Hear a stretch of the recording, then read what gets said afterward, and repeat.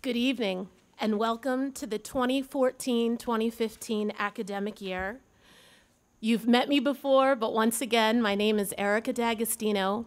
I'm the Dean of Advising and Co-Curricular Programs here at Lafayette College. This evening, for all of you, our new students, marks an end as well as a beginning. This event signals the conclusion of orientation. It has been a long 4 days, I'm guessing. You've attended an incredibly fascinating multidisciplinary lecture series given by 5 wonderful faculty that hopefully has invigorated you for this academic journey you're about to embark upon. You've completed the hunt on the hill, and hopefully you'll remember at least 1 or 2 small bits of the history of Lafayette College. And of course, most important, you've been hypnotized, I believe. Now you stand at the beginning of a 4-year journey. This will be a journey of personal and intellectual discovery. What are your goals moving forward? What do you want to accomplish during these 4 years that will wind up going incredibly quickly? I hope that when we reconvene in 4 years on this very spot, you will be able to say that you have grown as a person. I hope you'll be able to say that along your journey, you changed, you impacted this campus, and you impacted the community at large, both local and global. This incredible journey, the one that you've been waiting for, begins right now. Please remain standing for the invocation given by Reverend Alexandra Hendrickson, College Chaplain and Director of Religious and Spiritual Life.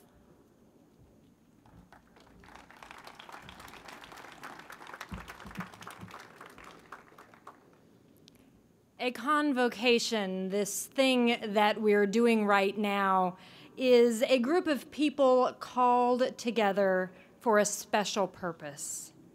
And that purpose will be accomplished in at least 649 different ways. You are special and unique, but only because you are special and unique in relation to those around you. As you become members of the Lafayette community on this night, never forget that you won't always get it right. Yet this is a community where you can feel encouraged to act passionately without absolute perfection. Dare to be a part of this community and allow this place to make you even more and even better than who you are together. Please be seated as we welcome Matt Hyde, Dean of Admissions, to the podium.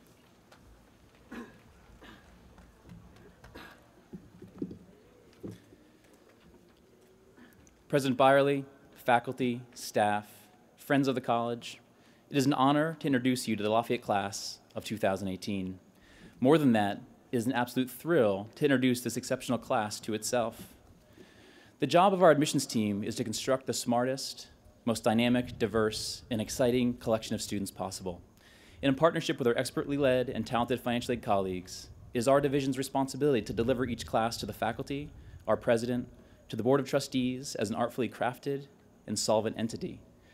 Ladies and gentlemen, with that in mind, the 649 members of Lafayette 18 and the 21 new transfer students before you represent a huge win for the college. The traditional quality metrics of college admissions suggest that Lafayette 18 is the most academically powerful in the college's history. While notable, the data is only a small piece of what makes this leap of leopards truly exciting. The breadth of cultural, ethnic, and socioeconomic backgrounds represented in this class, and the array of personalities and character traits in its mix make it truly exceptional. The dynamism of Lafayette 18 presents a wonderful medium for its members to think deeply, learn actively, and gain a keen sense of why their education matters in the world. Lafayette 18, the last 72 hours have likely been full of dispensing and fielding introductory questions like the most common, what's your name? Where are you from? What are you all about? Well, I'm tempted to ask this slate of questions right now, and as much as I would love to hear a course of 649 simultaneous responses, I will step in, do my job, and voice your collective answers. Lafayette 18, you have many names. To the 11 Emilys and 20 Matthews of Lafayette 18, yours are the most popular. But do not breathe too easy, Christopher, Michael, and Samantha, because with 39 of you in the mix of 18, you too have to look around the quad when your name is shouted across in the years to come. Esmeralda, Okechukwu, Jean Carlos, Kulgana, Griselda, Lakenzwa, Xiaoqi, and Quinlan, when your name is called in class, you can be sure that you're the only one being spoken to. To our Muslim community, take heart knowing that both Muhammad and Allah are members of our newest class, Muhammad Ba and Allah Agag. And with matriculation nearly official, I can no longer claim to be the only Matthew S. Hyde on this hilltop. That's right, there's two of us now. Where are you, Matt Hyde? There he is. In fact, along with Kenneth Cloud, are you out there somewhere? There he is, back there. It's Matt and Ken's birthday today. Happy birthday, fellas. Lafayette 18, your homes and experiences span the globe. The most proximate among you grew up 0.3 miles from where I stand. The most distant calls 9 Zara Park, 8,763 miles away in Auckland, New Zealand, her home. You come from cul-de-sac neighborhoods in New England, the beachside byways of Santa Monica, the desert highways of Arizona, the quiet lanes of Pennsylvania Dutch country, and the tangled streets of Hong Kong, London, and Buenos Aires. The crowded avenues of the world's most populous megalopolises have been the backdrop for many of you. With residents of Shanghai, Quito, Chicago, Istanbul, Hanoi, Lagos, Lima, Los Angeles, Guangzhou, and Glasgow, all represented in this quad, you all represent the most populous points on this earth. Your stomping grounds also range over quieter backyards, places like Damariscotta, Maine, Gurnee, Illinois, Copavoce, Iceland, Bailey, Idaho, Dillsburg, Pennsylvania, and Chagrin Falls, Ohio claim you as their own, but for the next 4 years, they hope to share you with Easton, Pennsylvania. Lafayette 18, your self-ascribed cultural, ethnic, and socioeconomic identities crowd the spectra of our global society. You're an Arabic-speaking New Yorker who at his core identifies as Palestinian. Collectively, you are Black, Jewish, gay, and conservative, while at the same time, you lean far left and are Hispanic, Buddhist, and straight. You live fearlessly with cystic fibrosis and achieve beautifully despite a mild case of cerebral palsy. You are lax bros, hipsters, and farmers, as well as punks, crunchies, and preps. Lafayette 18, your talents and interests are many. You are valedictorians, salutatorians, and student body presidents. You are national champion dog show handlers and captains of countless athletic teams. You are what one of your guidance counselors called a tree hugger who advocates for those without a voice. This young woman from Ohio will find great kinship with a Pakistani human rights activist from Qatar, a powerful young woman from Afghanistan with an established presence for empowering women, and a budding media maven from New Jersey who created a video project entitled More Than, where students confront their self-esteem issues head-on.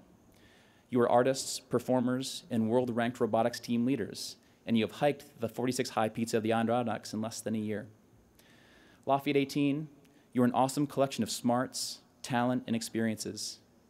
As can be expected from such a textured class, there's a lot that makes you different from one another. Relish and learn from those differences, but also celebrate points of connection, common bonds, and shared goals. You are united by many forces. Chief among them is your sparkling new identity as a Lafayette student and a proud member of Lafayette 18. I would be remiss if I did not also share one more common denominator. You are united by the fact that not one of you in your application claimed to be rude, hateful, or obnoxious. And no member of this class shared an intent to violate Lafayette's code of conduct. Rather, you presented your best selves in your applications, the ones who embrace opportunity with an eager, grateful energy, humbly work hard with earnest reaches for potential, and willingly face challenge with grit, heart, and intelligence. You've set the college's expectations for you and your class very high, and now it is upon you to meet them. Yes, you will make mistakes, but please make the mistakes as a result of thoughtful deliberation and clear-minded contemplations. Trust your instincts, but when they are in doubt, lean on your classmates. If they are a true member of this community and of your spectacular class, they will have your back. I'm not asking you to be best friends, but I'm asking you to care about one another and to be authentically interested in your classmates and all that you have to learn from them. You gather in the squad on the verge of matriculation as an outstanding class of new Lafayette students. You have massive potential as a class. The admissions data suggests that Lafayette 18 could be one of the best classes ever. But you're only 72 hours deep into your Lafayette experience. Your arrival in college is not a finish line. Your high school experience was a warm-up. Welcome to the starting line for the rest of your life. Attack what's to come at Lafayette and all this world-class institution has to offer with guts and gusto. You are armed with the intelligence to be great at the college, and you have a spectacular faculty who are chomping at the bit to engage, entice, and inspire you to absorb and create knowledge with them in the years ahead. My hope, that you deliver on your potential and meet our faculty more than halfway, doing all that you can to engage, excite, and inspire them.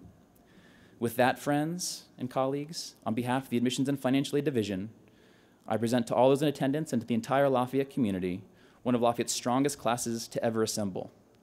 Is it the best class ever? That's up to them. Bring it, Lafayette 18.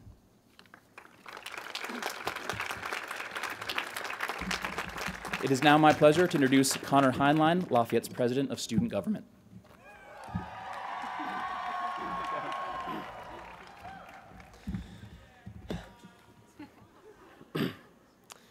Hello, Lafayette College, class of 2018.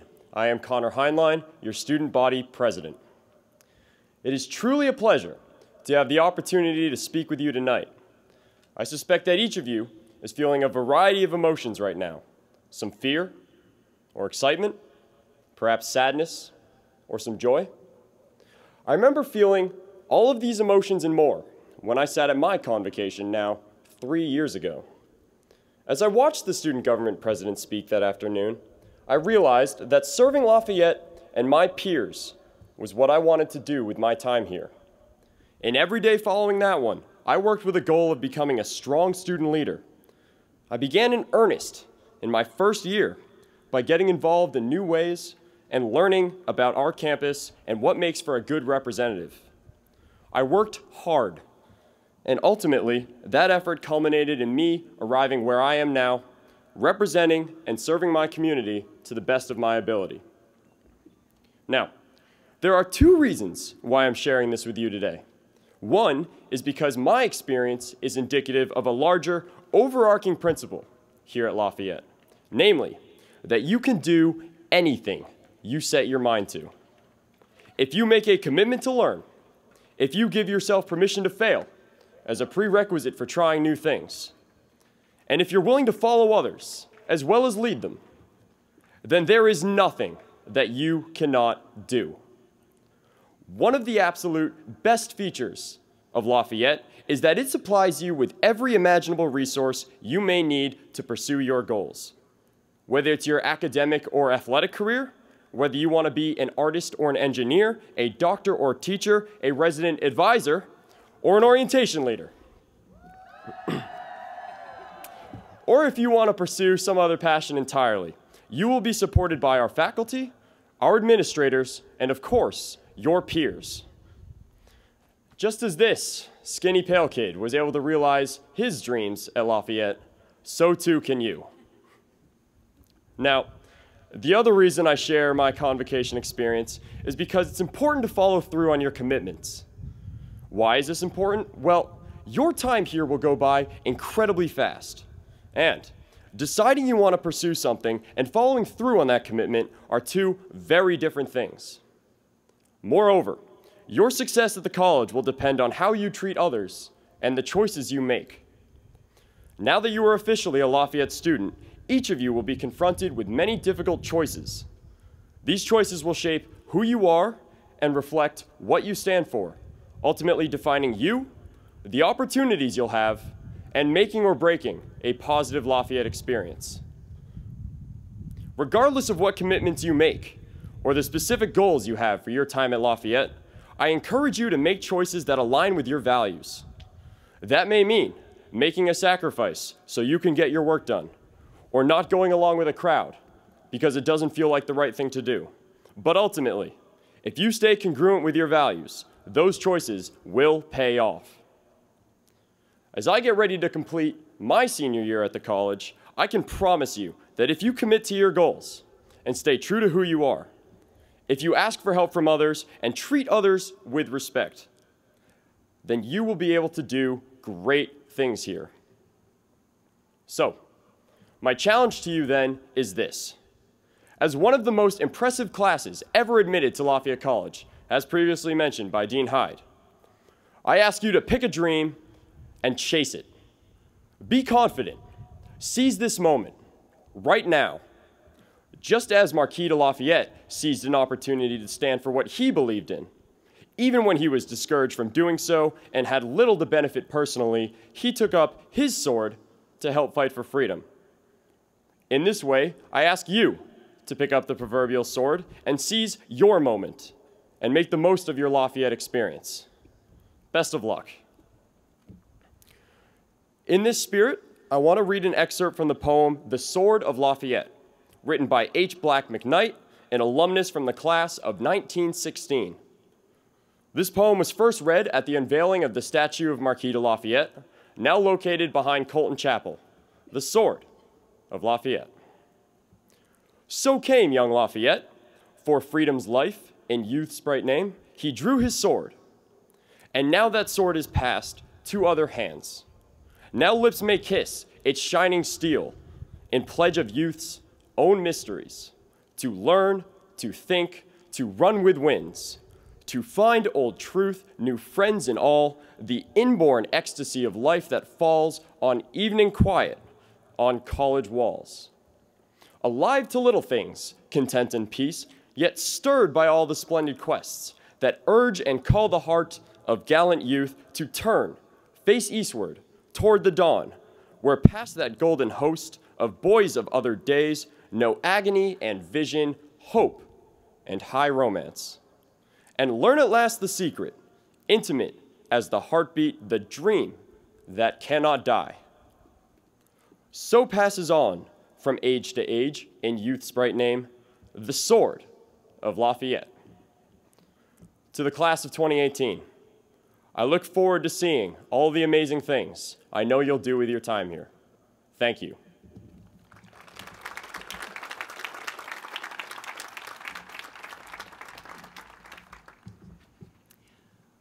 One of the college's most prized possessions is a sword that belonged to the Marquis de Lafayette, a sword that was taken from him in 1792 when he was imprisoned by the Austrians.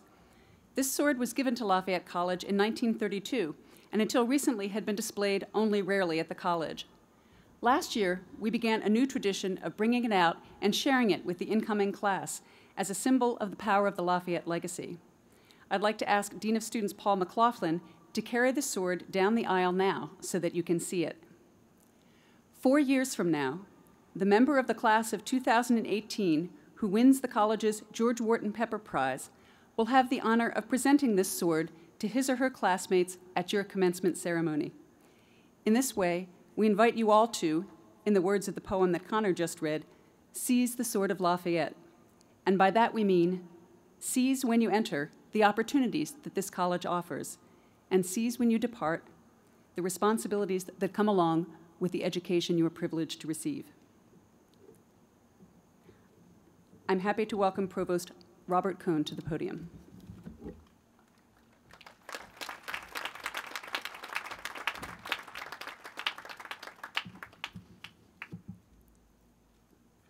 Thank you, President Byerly. On behalf of the faculty, I want to welcome everybody to Convocation 2014 and a special welcome to our new transfer students into the class of 2018. Without you, there'd be no reason for the rest of us to be here. You enter a college with a very long history and many traditions.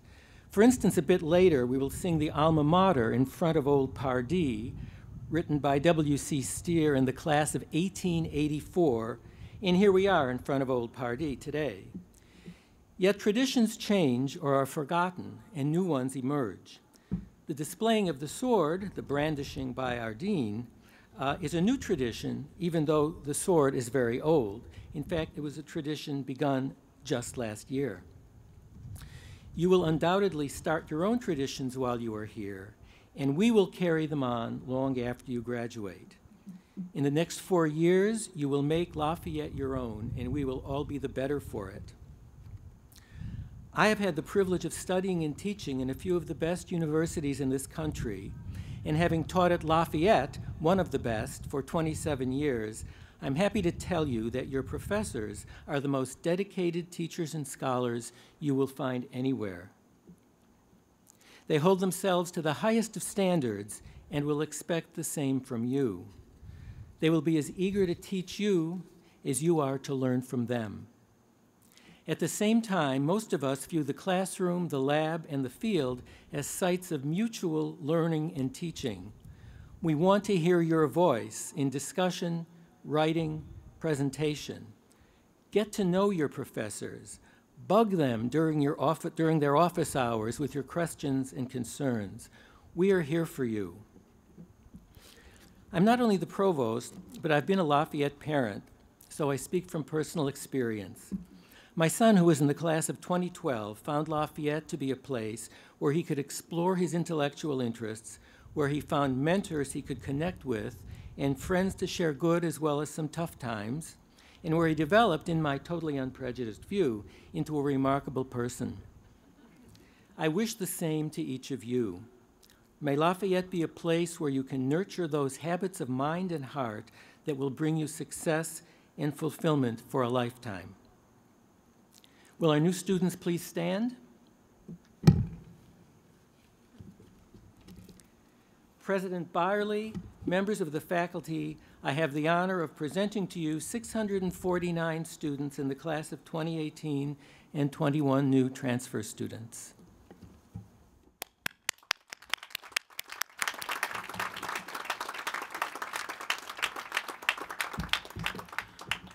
On behalf of the trustees and faculty, I declare that the class of 2018 is now matriculated. We welcome you into Lafayette College. Please be seated.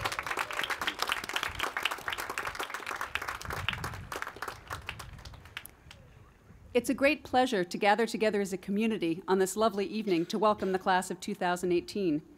Looking out at this crowd, it's wonderful to see so many students, faculty, staff, and other members of the community. Continuing another of the new traditions we just referred to, I'd like to give you a sense of what the view up here is like, so I'm going to take a picture and send it out on Twitter later. You look great. I'd like to begin my remarks tonight by acknowledging some of the many people who made this ceremony possible. These include Dean of Advising and Co-Curricular Programs Erica D'Agostino, Dean of Students Paul McLaughlin, Interim Provost Bob Cohn, College Archivist Diane Shaw, Darren Lewis and the Lafayette Concert Choir, Chaplain Alexander Hendrickson, and the plant operations staff who worked hard all week to set up this platform and chairs. Please join me in thanking all of these colleagues.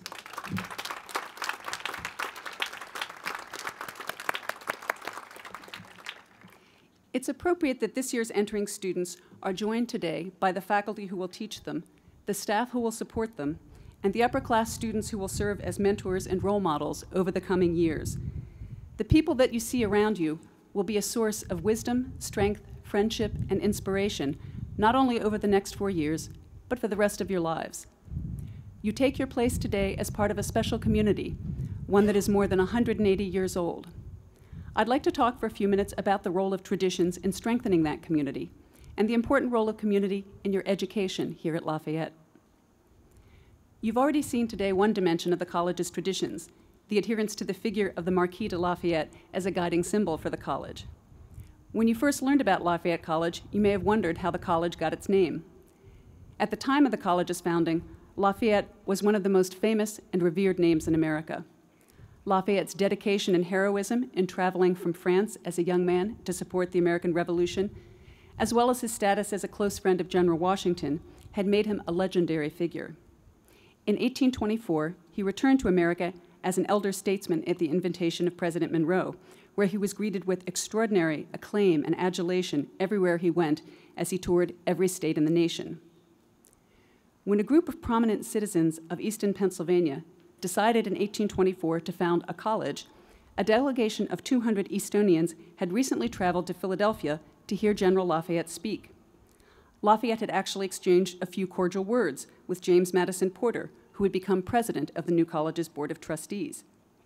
The founders decided, as the minutes of their meetings record, that as a testimony of respect for the talents, virtues, and signal services of General Lafayette in the great cause of freedom, the said institution shall be named Lafayette College. In choosing to name this fledgling college Lafayette, the trustees were acting to align the college with the associations that the name evoked: heroism, freedom, and youthful valor. They chose Lafayette as a potent symbol for a new college and its aspirations. Over the years, this self-chosen identity for the college has been reinforced through conscious adoption of statements, mottos, and values associated with the Marquis de Lafayette, including quotations from his writings that you find in many college documents, and the various portraits and statues that enrich the campus. It's also been the subject of student inspiration, from the 1915 poem The Sword of Lafayette that Connor just read, to a student video produced just last year for Film and Media Studies class called I'm in Love with the Marquis de Lafayette, a mockumentary examining a student's relationship with her boyfriend, Mark, who turns out to be the statue of Lafayette behind Hogue Hall. Whether treated with reverence or affectionate humor, the figure of the Marquis has been a distinctive guiding spirit for generations of Lafayette students. Another source of many of the college's oldest traditions is, of course, the Lafayette-Lehigh game, which, as you know, will be celebrated dramatically this fall when we host the 150th meeting of this historic rivalry at Yankee Stadium. Many of the pranks and traditions associated with this rivalry in past years, such as bonfires, vandalism, kidnappings, and the tearing down of goalposts, have fortunately changed with the times. And it's no longer the case that students are expected to wear jackets and ties or dresses and corsages to the game. But there's still many songs, jokes, and traditions associated with the game that continue. And what has not changed is the way in which the rivalry produces a unique focus for displays of school spirit that very few colleges like Lafayette can muster. Inevitably, some traditions do not outlast the manners and habits of a particular generation. In 1935, a list of informal rules and traditions for incoming freshmen noted that only seniors were permitted to sport mustaches or canes, that freshmen were expected to remain in chapel till all upperclassmen had exited, and that freshmen were under no circumstances allowed to walk around campus with their hands in their pockets until after the Lehigh game. However, the same list notes that, quote, the oldest and most beautiful of Lafayette traditions, unquote, is that of gathering in front of Pardee to sing the Alma Mater and other college songs. When we close tonight's ceremony by singing the Alma Mater, you can picture to yourself the many generations of students going back more than a century who've done the exact same thing. These kinds of traditions help bind the community together, both within each successive class and across generations of alumni. And Lafayette's powerful sense of community is, I would argue, one of its greatest strengths and an integral part of the education that we offer here. Education, after all, is not simply a matter of solitary mastery of information or skills. It involves dialogue, questioning, testing, experimentation. These things require other people. This process of active engagement begins in the classroom with dedicated and creative faculty who will challenge you with new areas of study and new ways of looking at topics you may have thought you understood. It also involves a broader intellectual community that radiates outward beyond a single course or assignment. You will find that your most powerful learning here often includes the extension of that classroom experience to discussions outside of class, in which you learn from your friends and they learn from you. It will also include the learning and growth that comes through leadership and participation in other activities, including athletics, artistic performance, and community service. Your education will be shaped not only by faculty mentors, advisors, and coaches, it will be shaped by the students around you, and their experience will be shaped and changed by your presence. In that sense, the diverse community of fellow students that Matt described a few moments ago and that we have assembled here is a critical resource in your own education. I urge you to take advantage of that resource. Your class includes a wonderful variety of students, as you've heard, from a range of locations and backgrounds who have a tremendous variety of talents and interests. Get to know them. Fight the tendency to gravitate towards those who seem most familiar, most like yourself. It's a natural human tendency that we all have, and technology has made it easier for all of us to find and listen to the voices that we find most comfortable. But you will learn more and be better prepared for the world you will enter when you leave here if you look for opportunities to extend yourself beyond your comfort zone.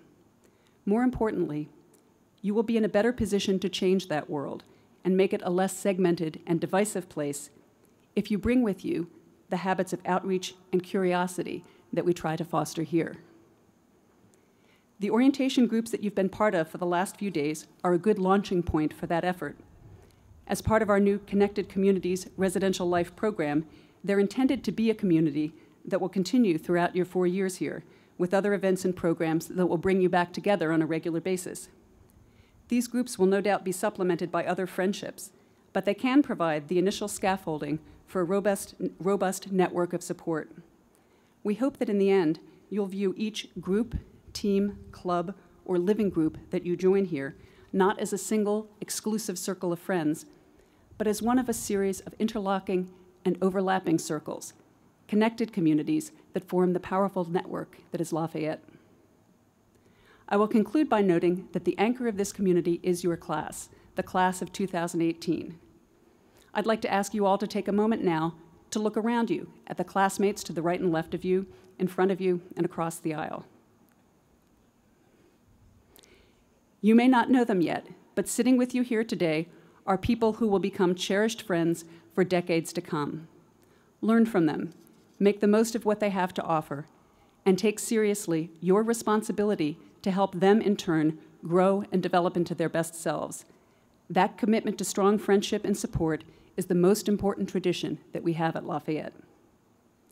Best of luck to all of you with the start of classes and with the start of your time as part of this special community. Welcome.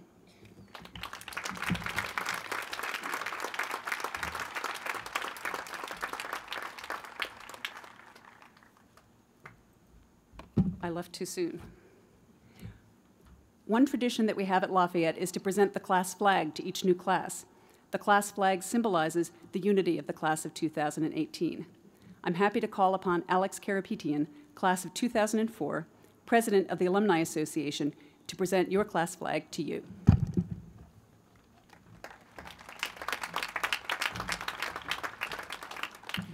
Thank you, President Byerly. This convocation ceremony is a rite of passage, an enduring tradition that connects the students of today with scholars around the world and throughout time. Today, we induct you into this Lafayette family. 14 years ago today, I sat in your same seats at my convocation ceremony, and I listened to faculty and administration passionately speak about the exciting and once-in-a-lifetime journey that we were about to embark on for the next 4 years. What my fellow classmates and I didn't realize at the time was that this journey was not going to last 4 years, but it was going to last a lifetime. We have gathered here in this place at a very pivotal moment in this college's history. With a history of excellence in the liberal arts as well as engineering, Lafayette is uniquely positioned among liberal arts colleges, and its future has never been brighter. Transformative faculty from around the world and top students want to make Lafayette College their home. The college is also fertile ground for cultivating the next generation of superstars in teaching and research. Lafayette College is a place today where 7,786 applicants competed for 649 spots in this freshman class. If you feel very special that you're here today, it's because you are and you deserve it. So you deserve a round of applause.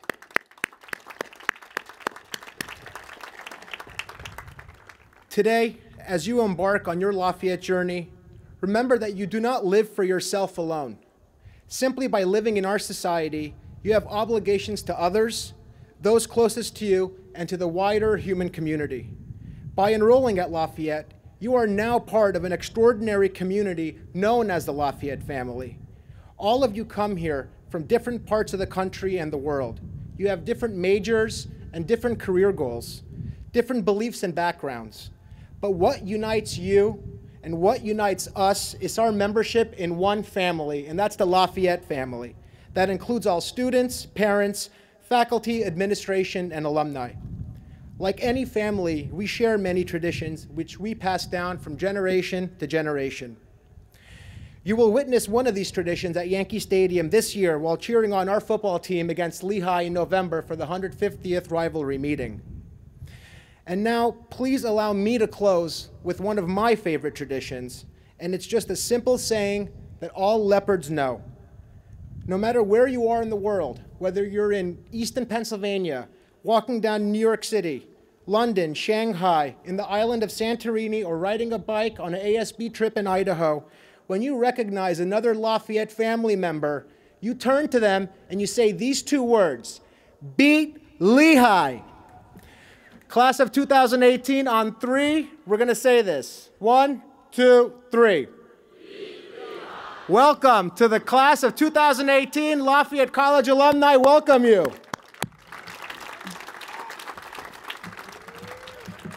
Now at this time, I'd like to call upon two students from the class of 2018 to come up and accept the flag on your class's behalf. Would Matt Dicker and Lucy Linville please come up here? Matt is the son of Jim Dicker, class of 85, and Mandy Dicker, class of 1984. Lucy Linville is a daughter of Judd Linville, class of 79, and daughter of Cindy Linville, class of 80.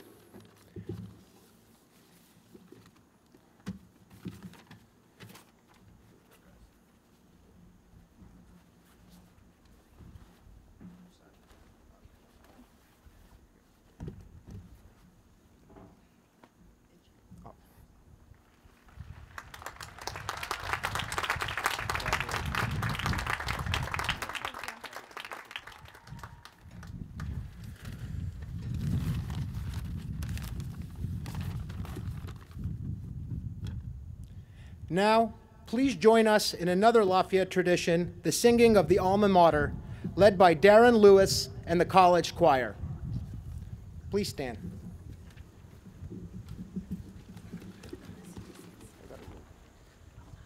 Actually, have a seat. You're welcome. So my name is Darren Lewis. I'm a visiting faculty member this year in the music department, and I've been asked to lead you in the Alma Mater, which is one of the traditions that all colleges have. It basically is the Star-Spangled Banner of your college. You learn it, you love it, and wherever you go, you sing it proudly. Some of you may not be singers at all. That's okay. It's not so much the quality, dare I say, but it's the enthusiasm you show, because by singing it loud and proud, as I told the orientation leaders, it says that you truly are committed to this institution. So when I was a freshman and they had the convocation, we stood up and we sang it. And all the freshmen just looked around and said, what am I going to do? Because we'd never learned it before. So we thought it would be a good idea for you to learn it. And I don't sing in public. So I thought it'd be great if we had one of the seniors come up and teach it to you. So you get to sit down for a while. We're going to learn it in bits and pieces. And then when we're all done, we're all going to stand and with great vigor be accompanied by the brass quintet.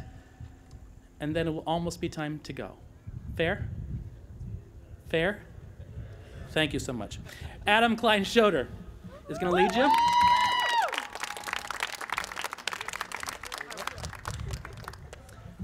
Good evening, everyone.